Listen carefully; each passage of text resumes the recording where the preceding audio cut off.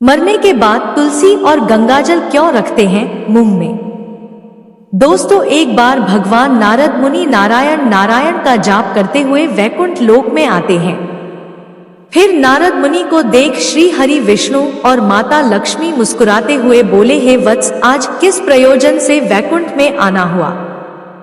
तब देवर्षि नारद श्री हरि और माता लक्ष्मी को प्रणाम करते हुए बोले, हे प्रभु, मेरे मन में एक शंका है, कृपया मेरा मार्गदर्शन करें। तब श्री हरि बोले, हे नारद, क्या है तुम्हारा शंका?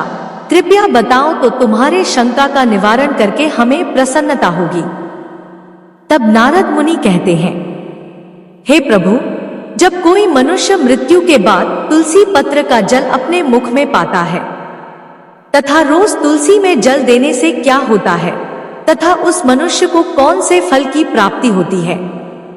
तब श्री हरि कहते हैं, हे नारद, तुमने जो प्रश्न पूछा है वह समस्त मानव जाति के कल्याण हेतु अत्यंत उपयुक्त है। जो भी मनुष्य तुलसी पत्र का जल पाता है वह सौभाग्यशाली होता है। उस व्यक्ति के सारे पाप भी माफ हो जाते हैं और उसे मुक्ति मिल जाती है। फिर मित्रों, आगे श्री हरि कहते हैं, हे मुनि, तुलसी पत्र के संबंधित मैं आपको एक पवित्र कथा सुनाता हूं, आप इसे ध्यान से सुने। तब देवर्षि नारद कहते हैं, हे प्रभु, मैं इस कथा को पूरे ध्यान से सुनूंगा और लोक कल्याण हेतु इस कथा का प्रसार भी करूंगा।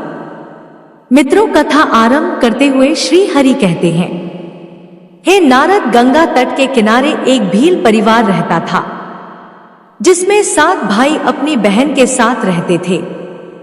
उनके माता पिता किसी बीमारी के कारण गुजर गए। बहन सबसे छोटी थी और वह मेरी बहुत बड़ी भक्त थी। वह हर दिन सुबह तुलसी में जल चढ़ाती, नित्य रूप से पूजा पाठ करती थी। ये 7 भाई हर रोज जंगल में जाकर शिकार करते थे और जो भी मिले उसे घर लाकर पकाकर खाया करते थे। उनका यही नित्य काम था। और बहन घर के काम करके भाइयों की सेवा करती थी, उनके लिए खाना बनाती थी। फिर एक दिन उसका हाथ एक छुरी के कारण मछली को काटते हुए कट गया। फिर उसके हाथ से खून बहने लगा तो उसने जब उस रक्त को दीवार से पोंछना चाहा तो सोचा कि भाइयों को इस बात का पता लगने पर उन्हें बुरा लगेगा। अगर कपड़ों को पोंछ लूं तो वह भी उनकी नजर से नहीं बच सकता, इसलिए उसने उस रक्त को मछली की सब्जी में ही मिला दिया। और जब रात को भाइयों ने सब्जी को खा लिया तो वे उंगलियां चाटते ही रह गए। उन्हें वह खाना बहुत पसंद आया। फिर सबसे बड़े भाई ने बहन से पूछा कि आज खाने में क्या मिलाया है जो इतना स्वादिष्ट बन गया है, तो उसने कुछ भी नहीं बताया।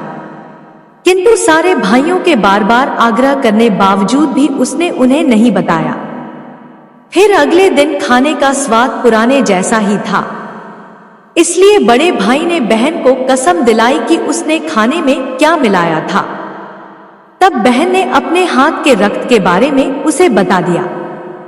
फिर मित्रों, श्री हरि कहते हैं, हे नारद, बड़े भाई के कुटिल दिमाग में एक बुरा ख्याल आया कि क्यों ना हम अपनी बहन को ही मारकर खा जाए, क्योंकि उसके रक्त की चंद बूंदें ही इतनी स्वादिष्ट थी, तो फिर उसका मांस कितना स्वादिष्ट और मुलायम होगा।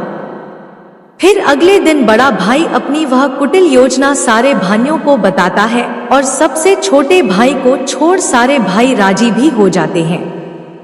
तब बड़ा भाई अपनी बहन की हत्या करने की साजिश बना लेता है। मित्रों, फिर श्री हरि कहते हैं, हे नारद, दूसरे दिन वे सभी बहन की शादी कराने हेतु उसे दूसरे गांव चलने के लिए मना लेते हैं। फिर वे सभी अपनी बहन के साथ रास्ते की एक छोटी गुफा में ले जाकर उसे बांध देते हैं और उस पर बाणों से वार करना शुरू कर देते हैं। तभी उस स्त्री ने मन ही मन ईश्वर की प्रार्थना करते हुए कहा कि हे प्रभु, अब आप ही मेरी रक्षा करें। तब एक चमत्कार हो जाता है। सबसे बड़ा भाई बाण तो चलाता है लेकिन वह निशाना चूक जाता है। उसका निशाना बार बार चूक जाता है। फिर दूसरे भाई भी एक एक करके बाण चलाते हैं फिर भी उन सभी का निशाना चूक ही जाता है। अंत में सबसे छोटे भाई को बाण चलाने को कहते हैं, किंतु वह मना कर देता है। तब सभी भाई उसे ही जान से मारने की धमकी देते हैं। तो बहन स्वयं मुझसे विनती करती हुई बोली, हे प्रभु, अब आप मेरे छोटे भाई की रक्षा करें और मेरे प्राण ले। ऐसा कहते ही सबसे छोटे भाई का बाण बिना निशाने के ही बहन के सीने को भेद जाता है। तब वे सारे 6 भाई अपनी ही सगी बहन को काट कर पकाते हैं और आपस में परोसते हैं और अंत में सबसे छोटे भाई को उसका सिर खाने को देते हैं। वह अत्यंत दुखी होकर मन ही मन बहुत रोता है और उसने अपने कपड़ों में एक मछली का टुकड़ा छुपा के रखा था, तो उसने उसी मछली को ही खाने में मिलाकर खा लिया। खाते समय उसने अपने पात्र के नीचे एक छोटा सा गड्ढा खोदकर उसमें अपनी बहन के सिर और हाथ पैर के टुकड़े डाल दिए। फिर वे सब वहां से चले जाते हैं। फिर श्री हरि कहते हैं, हे नारद, दूसरे दिन छोटा भाई उसी जगह पर आकर एक बांस का पेड़ अपनी बहन की याद में लगा देता है और उसे रोजाना पानी देता है। इसी तरह कुछ दिन बीत जाने के बाद एक साधु उस बांस के पास मल मूत्र त्यागने हेतु जाते हैं, तो वहां से आवाज आती है, हे साधु महाराज, आप इस जगह मल का त्याग ना करें। तभी वह साधु आश्चर्य से एक बांस के टुकड़े को काटकर अपने साथ रखते हैं और उसकी एक बांसुरी बना लेते हैं।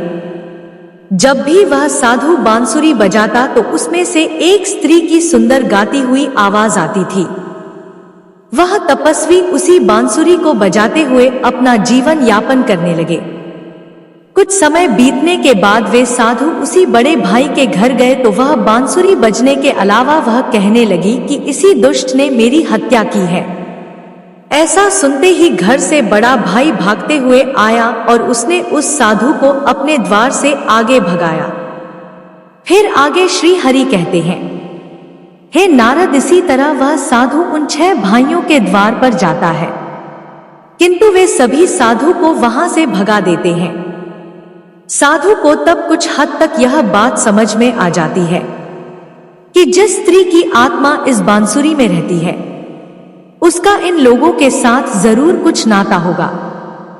किंतु बेचारा साधु उन सभी के साथ कुछ भी नहीं कर सकता था, इसलिए वह फिर अंत में 7वें भाई के द्वार पर जाता है। तभी वह बांसुरी कहती है, यही मेरे प्रिय भाई का घर है। मित्रों, फिर जब घर में बैठे दुखी भाई को अपनी बहन की पुकार सुनाई दी, तो वह भागते हुए घर से बाहर आता है। किंतु देखने पर वह देखता है कि एक साधु बांसुरी लेकर द्वार पर खड़ा है। तो साधु ने उस भाई को बताया कि यह आवाज इस बांसुरी से आई है। मित्रों, फिर श्री हरि कहते हैं, हे नारद, वह भाई उस साधु से विनती करते हुए उनसे बांसुरी मांगता है। तब वह साधु उस बांसुरी को 7वें भाई को देता है और वह वहां से चला जाता है। फिर वह भाई भी अपनी बहन की आवाज वाली बांसुरी बजाता है।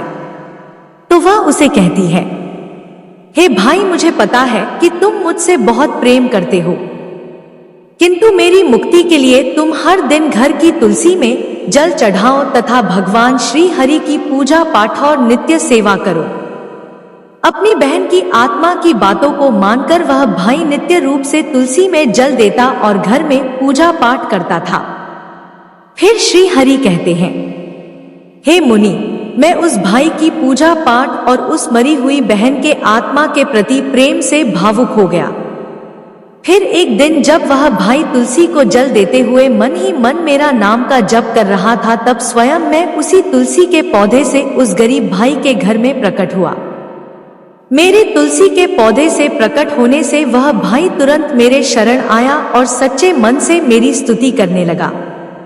मित्रों, फिर श्री हरि कहते हैं, हे नारद, तब मैंने उस भाई को तुलसी पत्र का जल उस बांसुरी में डालने को कहा और उसने मेरे नाम लेते हुए उस बांसुरी में तुलसी पत्र से जल डाला। तो मेरे आशीर्वाद से उस स्त्री का पुनर्जन्म होकर वह स्वयं उस बांसुरी से बाहर आ गई।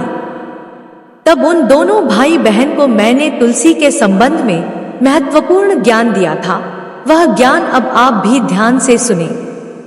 तुलसी को मेरी पत्नी लक्ष्मी का ही रूप माना जाता है। तुलसी में हर रोज जल चढ़ाने से जीवन की सभी परेशानियां दूर होती हैं और सुख शांति आती है और धन का लाभ होता है। तुलसी में जल चढ़ाते समय चंदन का तिलक लगाना शुभ माना जाता है। तुलसी में जल चढ़ाने का सही समय सूर्योदय से लेकर उसके 2 से 3 घंटे बाद तक का ही होता है। तुलसी में हमेशा संतुलित मात्रा में ही जल चढ़ाना चाहिए। तुलसी के पौधे में रविवार को जल नहीं चढ़ाना चाहिए। शाम के समय यानी कि सूर्यास्त के बाद तुलसी के पौधे में दीपक नहीं जलाना चाहिए। मंगलवार को तुलसी में जल देने से विष्णु जी और लक्ष्मी जी दोनों ही प्रसन्न होते हैं। तुलसी को अन्य वनस्पतियों में से शुभ और मंगलकारी माना जाता है। रोज सुबह स्नान के बाद तुलसी में जल अर्पित करने से जीवन के दुर्भाग्य दूर होते हैं। मित्रों, आगे भगवान श्री हरि कहते हैं, मृत्यु ही जीवन का परम सत्य है। मृत्यु उपरांत व्यक्ति का विधि पूर्वक अंतिम संस्कार करने का विधान है, जिससे उसके शरीर को मुक्ति मिल सके और वह एक शरीर को त्याग कर दूसरा शरीर धारण कर सके। उसी प्रकार से जब व्यक्ति मोक्ष की प्राप्ति करता है तो उसे सभी पापों से मुक्ति मिलती है। मृत्यु के समय मुंह में गंगाजल डालना चाहिए, जिसका कारण है कि गंगाजल कभी खराब नहीं होता है और कुछ बूंदे ही मृत्यु उपरांत व्यक्ति के लिए मोक्ष के द्वार खोल देंगी। मृत्यु के समय व्यक्ति के मुख में गंगाजल डालने से उसे कई शारीरिक कष्टों से मुक्ति मिल जाती है और आसान मृत्यु मिल जाती है। यदि मृत्यु के समय व्यक्ति के मुंह में तुलसी की पत्तियां रखी जाती हैं, तो मरने वाले व्यक्ति की आत्मा को भगवान विष्णु का आशीष प्राप्त होता है और संसार की मोह माया से मुक्ति मिलती है। वही नहीं, शरीर के सारे कष्ट दूर हो जाते हैं और आत्मा सभी बंधनों से भी मुक्त हो जाती है। तुलसी के नाम से ही यमलोक में जो कष्ट देने वाले राक्षस हैं, वह शांत हो जाते हैं और यम मार्ग आसान हो जाता है तथा मोक्ष मिलता है। इसीलिए मोक्ष के लिए ही गंगाजल और तुलसी का सेवन मृत्यु के समय किया जाता है। वीडियो अगर पसंद आया हो तो वीडियो को लाइक और हमारे चैनल पौराणिक धार्मिक कहानी सनातन धर्म को सब्सक्राइब करें और कमेंट बॉक्स में जय श्री हरि विष्णु अवश्य लिखें। अपने दोस्तों के साथ शेयर करें। धन्यवाद। जय श्री हरि विष्णु।